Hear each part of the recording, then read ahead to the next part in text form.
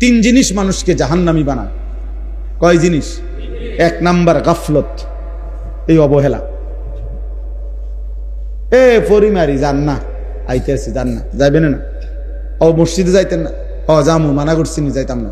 যাইবে না, তুমি সামনে যাইবা না, আইতেছি না, এরকম শুরু করছো কেন?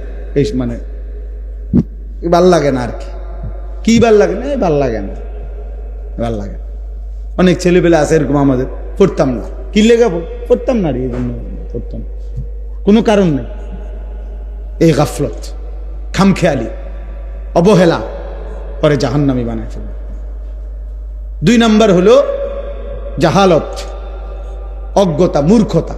সে মূলত ওযু নামাজ জানেই না, সূরা কেরাত জানেই না, ফরজ ওয়াজিব সুন্নত জানেই না।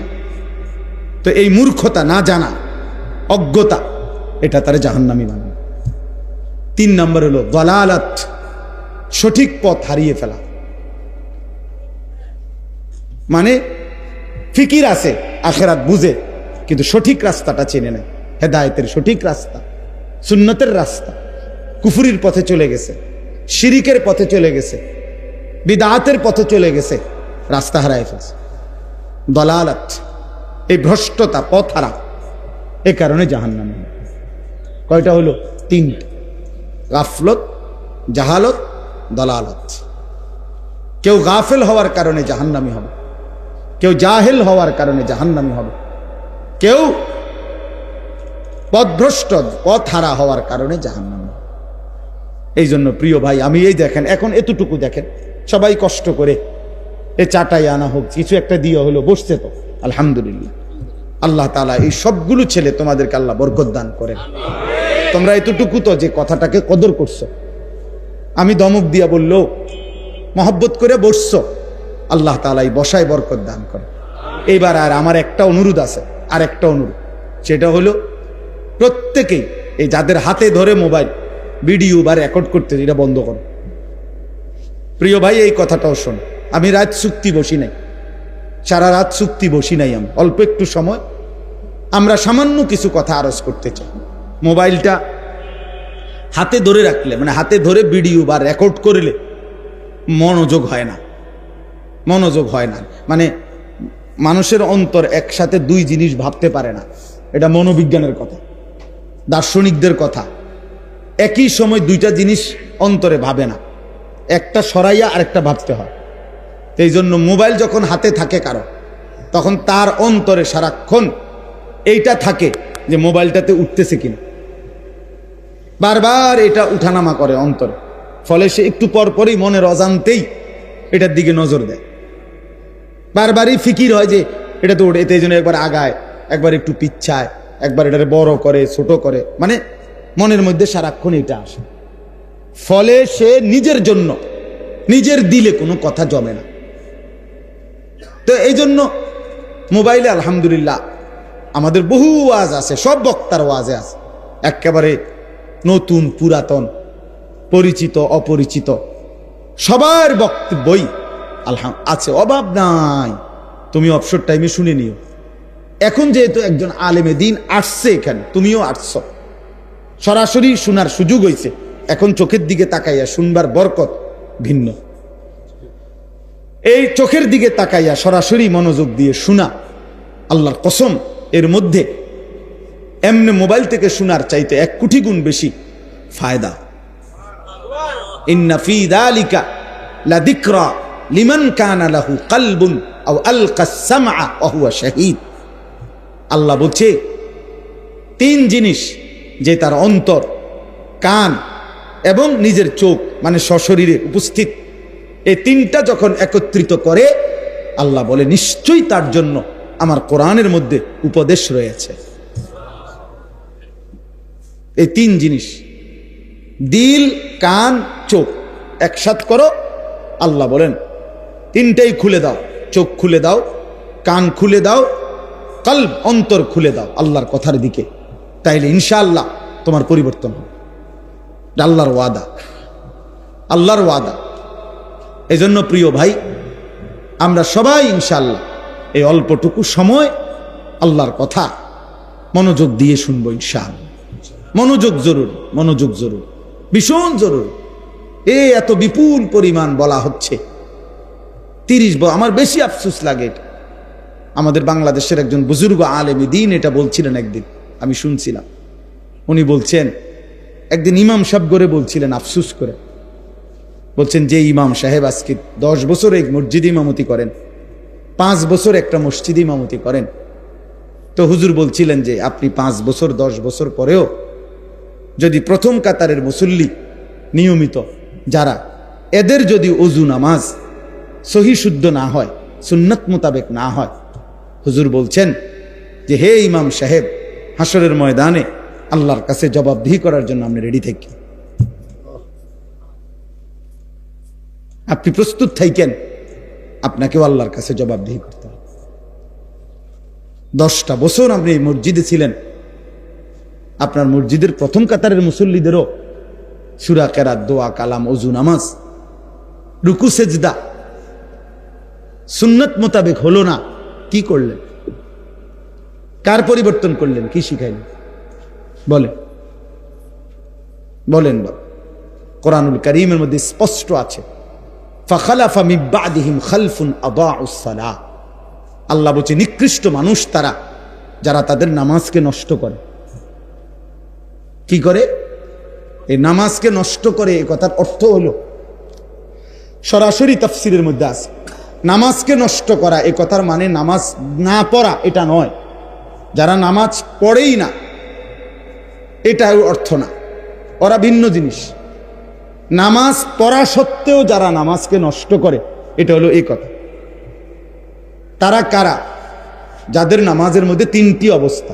1, যারা সময় মতো নামাজ পড়ে না, বরং সর্বদাই নামাজকে বিলম্বে পড়ে। 1টা বাজে আজান, ও 4টা বাজে গিয়ে আবার জোহরের নামাজ পড়ে। সূর্য উঠবার মুখোমুখি ফজরের নামাজ পড়ে, সূর্য ডুববার কাছাকাছি উনি গিয়ে আসরের নামাজ পড়ে, বেড়াত লাগাইয়া একবারে নামাজ এটারে লাস্ট মাথাত নিয়া। এই সর্বদা যে ব্যক্তি নামাজ বিলম্ব করে সে মূলত নামাজ পড়া সত্ত্বেও নামাজ নষ্ট করে, সে নিকৃষ্ট মানুষ। আল্লাহ কোরআনে বলছে খালফুন, মন্দ লোক, মন্দ লোক। 2 নাম্বার, নামাজের যে ফরজ ওয়াজিব সুন্নাত আছে এগুলো যে যথোপযুক্ত আদায় করে না সে নামাজ নষ্ট করে। রুকুর থেকে সোজা হয়ে দাঁড়ানো ওয়াজিব, উনি সোজা হইয়া দাঁড়ায় না। 2, সেজদার মাঝখানে স্থির হয়ে বসা ওয়াজিব, উনি স্থির হয়ে বসে না, একটু মাথা উঠাইয়া আরেকটা সেজদা দেয়। বোঝেন নাই কথাটা? রুকু ঠিক মতো দেওয়া ফরজ, রুকু করা ফরজ, উনি ঠিক মতো রুকু করেন। সেজদা করা ফরজ, সূরা মিলানো ফরজ, অথচ উনি অশুদ্ধ সূরা পড়ে। তাহলে তো সূরা মিলানো হয়েছে না, ভুল, এটা তো মিলানো হইল না। আপনি বোঝেন না এটার মধ্যে 3 সুতা 5 লাগবো, আপনি এটা 4 সুতা লাগাই দিলে তো হইতো না। এটা আপনি তো লাগাইছেন, এটা লাগছিনি, কথা বোঝেন না কেন? আপনি 2 সুতা 5 লাগাইলে এটা হয়েছিনি, তো এটা তো লাগানো হলো না। তো সূরা মিলানো ফরজ, আপনি অশুদ্ধ যে পড়লেন এটা তো সূরা মিলছে না, এটা তো সূরা মিলানো হয়েছে না, তো আপনি ফরজ আদায় হয়েছে না, কথা বলে না। তো আপনি কি নামাজ পড়লেন? কি নামাজ পড়লেন? আপনি মানুষের দেখাইলে কি লাভ? মানুষে না দেখছে আপনি নামাজ পড়ে, আমরাও তো দেখছি আপনার। আচ্ছা, আমি না ধরে নিলাম আপনি নামাজি, কিন্তু আসমানওয়ালা সওয়াব দিতে হইলে সওয়াব আপনার রাব্বানি দিবে না ইমাম সাহেব দেয়? কথা বলেন না কেন? সওয়াব কি ইমাম সাহেব দেয়? কে দেয়? তো তিনি খোদার কসম তিনি বলছে শুদ্ধ না হইলে আমি নেব না। আমরা কিতাবে পড়ছি যে কেউ যদি তার উত্তম মেহমানকে একটা মরা মুরগি হাদিয়া দেয় সে কি নেবে? তো আপনি এই মরা নামাজিটা দিলেন কেন আল্লাহরে? সূরাও অশুদ্ধ, আত্তাহিয়াতু অশুদ্ধ, দোয়া কালাম সবই অশুদ্ধ, তার মানে কিতা নামাজ পড়লেন? এটা যদি লাল কালি দিয়া কাটে, নম্বর কাটে, কি পাইবেন আপনি? কি পাবেন? তো তাহলে নামাজের ফরজ ওয়াজিব সুন্নাত যে ঠিক মতো আদায় করে না, খোদার কসম সে নামাজ পড়া সত্ত্বেও নামাজ নষ্ট করে। তাফসীর এটা। 3 নাম্বার, জামাতে যে নামাজ পড়ে না সে নামাজকে নষ্ট করে। 3 নাম্বার কি বলেন? নামাজ যে জামাতে পড়ে না সে মূলত নামাজকে নষ্ট করে। নামাজ 2 পদ্ধতিতে না, নামাজ 1 পদ্ধতি। নামাজ মূলত জামাতে। যদি কোনো কারণে বাই সেন্স অ্যাক্সিডেন্টলি জামাত ছুটে যায় তাইলে বিকল্প অপশন একাকী নামাজ, কিন্তু আপনার সমান সমান অপশন না। অর্থাৎ আপনি ইচ্ছা করলে নামাজের ওয়াক্ত হয়েছে, এখন ইচ্ছা করলে জামাতেও পড়তে পারেন, একাকীও পড়তে পারেন, এমন না। কথা বোঝেন? আপনি ইচ্ছা করলে এটাও নিতে পারেন, এটাও নিতে পারেন। দোনোটাই, 2টা মোবাইল সেম, কালার শুধু ভিন্ন, এটাও 8000, এটাও 8000। আপনি 2টার যে কোনো একটা নেন, এরকম না। আপনি ইচ্ছা করলে জামাতেও পড়তে পারেন, ইচ্ছা করলে একাকীও পড়তে পারেন। নামাজের বিধান এরকম? কথা বলেন না। না, নামাজের বিধান মূলত জামাতে। হ্যাঁ, আমি জামাত কোনোভাবে কোনো কারণে ছুটে গেছে আমার, এখন আমার উপায় কি? এখন উপায় হলো একাকী পড়ে নেবে। তাহলে যে ব্যক্তি এই 3টা, 1 নাম্বার নিয়মিত নামাজ দেরিতে পড়ে, বিলম্বে পড়ে, সে নামাজ নষ্ট করে। নামাজের ফরজ ওয়াজিব যে ঠিকমতো আদায় করে না সে নামাজ নষ্ট করে। নামাজ জামাতে যে পড়ে না সে নামাজ নষ্ট করে। এবার কোরআনুল কারীমে আল্লাহ বলছে এমন নিকৃষ্ট মানুষকে ফাসাউফা ইয়ালকাউনা গাইয়া, আমি আল্লাহ জাহান্নামের সবচেয়ে বেশি আযাব যেই গর্তে, ওই গর্তে ছুঁড়ে মারব। এটা বেনামাজির ব্যাপারে বলছে, কথা বলেন না কেন? বেনামাজির ব্যাপারে তো কার ব্যাপারে? নামাজির ব্যাপারে। নামাজির ব্যাপারে। এজন্য অশুদ্ধ ইবাদত আল্লাহ কবুল করে না, আল্লাহ কবুল করে না। অশুদ্ধ ইবাদত আল্লাহ নেয় না। ফামান কানা ইয়ারজু লিকা রাব্বিহি ফালিয়ামাল আমালান সালিহা, কোরআন শরীফের আয়াত। আল্লাহ বলে 2 জিনিস জান্নাত পেতে হলে লাগবেই। 1, প্রত্যেকটি আমল বিশুদ্ধ হইতে হবে। 2, ওয়ালা ইউশরিক বিইবাদাতি রাব্বিহি আহাদা, আমার ইবাদতের সাথে আমি ছাড়া অন্য কাউকে মিশাইতে পারবা না, শিরিক করতে পারবা না। শুধুই আমার জন্য, ইখলাস আল্লাহর জন্য হইতে হবে। 1 হলো নবীজির তরিকা মতে বিশুদ্ধ হইতে হবে। 2, শুধুই আল্লাহর জন্য হইতে হবে, শুধুই আল্লাহর জন্য হইতে হবে। অতএব বয়স্ক বাবা যারা নিয়মিত নামাজ পড়েন, আপনাদের জন্য সংশোধন জরুরি। কিশোর যুবক ভাই, তোমাদের জন্য জরুরি। প্রত্যেকের জীবনের সংশোধন জরুরি বাপ। আল্লাহর কথার জন্য মনোযোগ দিয়ে শুনলে এই পরিবর্তন নসিব হবে। লাআল্লাকুম তুরহামুন, কোরআনুল কারীমের মধ্যে আল্লাহ বলছে ফাসতামিউ লাহু ওয়া আনসিতু, আমার কথা তোমরা মনোযোগ দিয়ে শুইনো, চুপ থেকে শুইনো। কোরআনের আয়াত, আদেশ আল্লাহ। ইজা কুরিআল কোরআন, যখনই আল্লাহর কোরআন পড়া হয়, ফাসতামিউ লাহু, তোমরা মনোযোগ দিয়ে শুনো, ওয়া আনসিতু, এবং চুপ থাকো। আল্লাহ বলেন লাআল্লাকুম তুরহামুন, অবশ্যই তোমাদের উপরে রহমত বর্ষিত হবে। আর তাফসীরের মধ্যে লেখছে এ কথার অর্থ কি? রহমত বর্ষিত হবে মানে কি? মানে হলো যে আল্লাহর কথা মনোযোগ দিয়ে শুনে, চুপ থেকে শুনে, আল্লাহ তাকে রহমত বর্ষণ করেন। মানে হলো আল্লাহ তাকে তার ইবাদতের তৌফিক দান করে। আল্লাহ তোমার আমল নসিব করবে যে আমার বান্দা আমার কথা দিল দিয়া শুনছে, মনোযোগ দিয়া শুনছে। তো আল্লাহ এই মহব্বতের কারণে, এই আন্তরিকতার কারণে আল্লাহ বলে, যাও বান্দা, তোমাকে আমি সেজদার তৌফিক দিয়ে দিলাম, আমার বন্দিগি করার তৌফিক দিয়ে দিলাম। আল্লাহ যখন কারো অন্তরে আলো জ্বালিয়ে দেয়, এবার পুরা ইসলামই তার কাছে সুন্দর লাগে, সবই ভাল লাগে তার কাছে। তো সে বদলে যায়, সে বদলে যায়। ফামান ইউরিদিল্লাহু আন ইয়াহদিয়াহু ইয়াশরাহ সাদরাহু লিল ইসলাম, কোরআন শরীফের আয়াত। আল্লাহ বলছেন, আল্লাহ যখন কারো ব্যাপারে সিদ্ধান্ত নেয়, তাকে হেদায়েত দিবেন, তো আল্লাহই তার অন্তর ইসলামের জন্য খুলে দেয়। কি আয়াত! একদম স্বাভাবিক আয়াত মনে হয় না? কেমন সুন্দর সহজ কথা। ইয়াশরাহ সাদরাহু লিল ইসলাম। আল্লাহ বলেন আমি যখন সিদ্ধান্ত নেই ওরে আমি হেদায়েত দেব, জান্নাতের রাস্তায় নেব, আমি তার অন্তর ইসলামের জন্য খুলে দেই। আর আল্লাহ যখন কারো অন্তর খুলে দেয়, তো খুলে দেয় মানে কি, এই কথার মানে কি?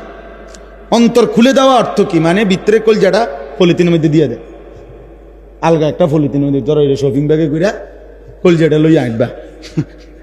এনি অন্তর খুলে দেওয়া মানে কি, প্রশস্ত করে দেওয়া মানে, এটাও আল্লাহ অন্য আয়াতে বলছে, আফামান শারাহাল্লাহু সাদরাহু লিল ইসলাম ফাহুয়া আলা নূরিম মির রাব্বিহ।